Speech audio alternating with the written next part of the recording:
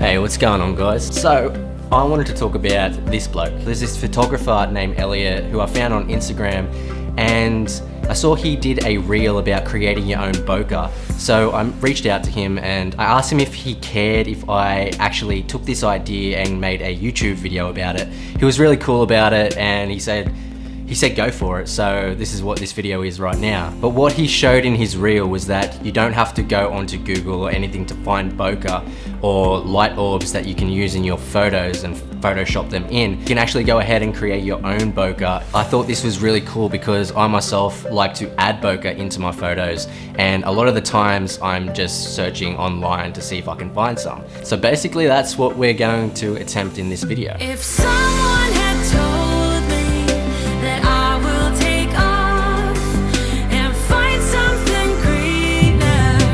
greener than gold. I will mention that this is my first attempt at doing something like this. I haven't done it before, so I figured why not document the whole journey? Why not document me trying to make this happen for myself, and you guys can follow me along. So firstly, what I'll need to do is I'll need to completely blacken out the room so that everything has to be pretty much pitch black so that the lights really shine, and this way you can actually screen the image in Photoshop so that it's just the lights that are appearing. Okay, so now that the room's all dark in there, I'm gonna grab the fairy lights, and then the first shot I'm gonna get is just gonna be a still shot, so I'll just put the fairy lights on the ground or something like that. The next shot after that, I'll wrap the fairy lights into like a kind of like a circle, and then take the photo with the camera on the tripod so that I can get a long exposure shot of the fairy lights sort of moving. So it can create kind of like this circular light painting.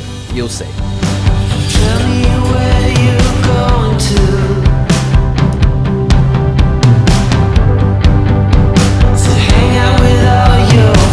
So I'm gonna use the telephoto zoom. I got the 70 to 180mm Tamron lens, and I'm using this because it creates much more of a blurry background. So it's gonna give the more of a that bokeh big light orb type look.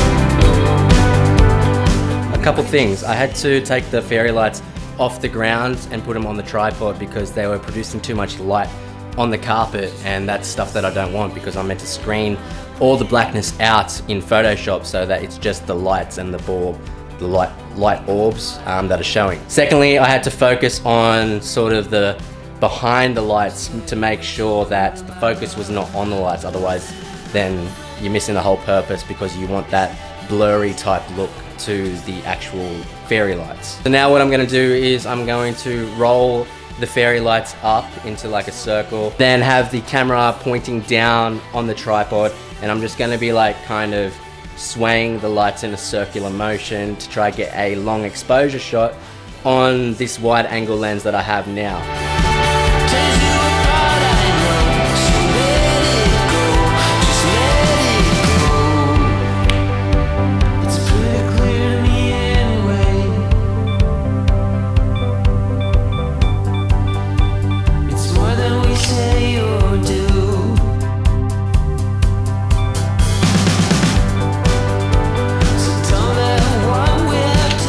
What I did just now is I smashed some of these lights here because they were interrupting with the long exposure and not making it just such a circle motion. It's to save me time in post, so when I'm editing I don't have to fiddle around with this as much.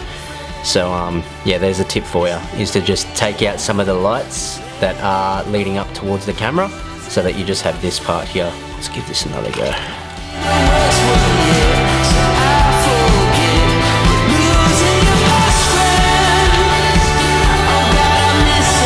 So I've got a few shots of like the orbs, and then I did the spinning thing as you just saw. So now what I want to do is I want to incorporate these images that I've just taken into portrait shots that I've done. But I was thinking actually I might take some portrait shots here, self-portrait shots here in the house, and then I'll add those bokeh images in with my self-portraits. 'Cause we scream, fight, hate, cry, no one's ever back.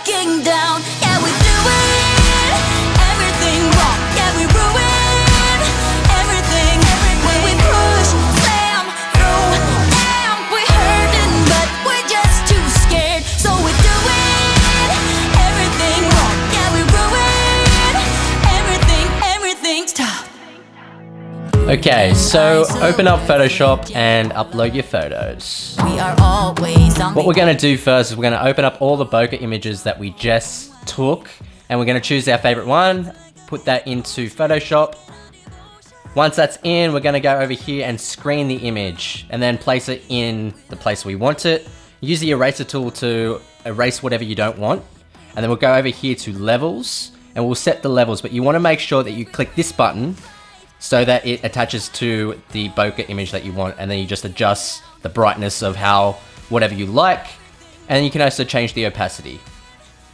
And then we can go here to hue saturation, again click this button, and then you just change whatever color you want it to look like until you are happy with it. And then if you want to apply other bokeh images, you can just upload them. Do the exact same process, so screen it and then place it where you want.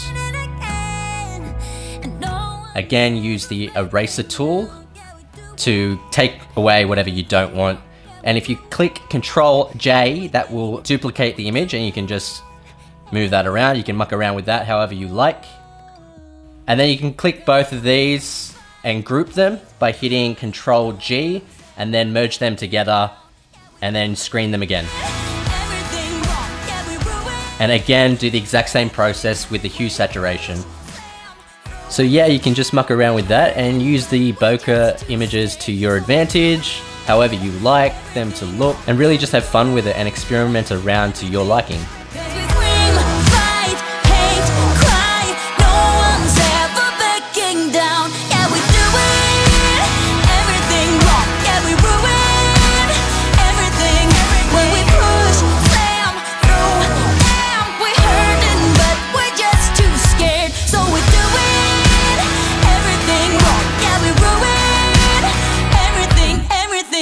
So firstly, I want to give a big shout out to Elliot at D3Fin3D on Instagram.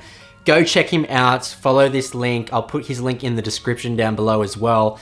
Take a look at his work because it is incredible. He is a London-based photographer and he is definitely someone that I look up to, and I am inspired by his work and just makes me want to do better. So go give him a follow, share some love and all that good stuff. I'm definitely one for searching online for different light orbs, bokeh, different effects that you can add into your photos just to make them look a bit more dreamlike. It really helps with achieving that kind of look. Now that I've actually discovered that I can create my own effects and add them into my own photos, it's going to save me time in the long run. Plus, I'll be able to say that everything in all my photos is literally my own work. I really hope this has inspired you to give this a crack yourself, and if you do end up uploading photos using this idea, I'd love you to tag me in them because I want to check them out and see what you can come up with. But if you do want to check out all the photos that I took, I'll leave my Instagram just down here and it's also down in the description. But with all that said, guys, I'm Cameron McDonnell, never stop creating, and I hope to catch you in the next one. See ya. Like a wrecking ball, we can break them all to a higher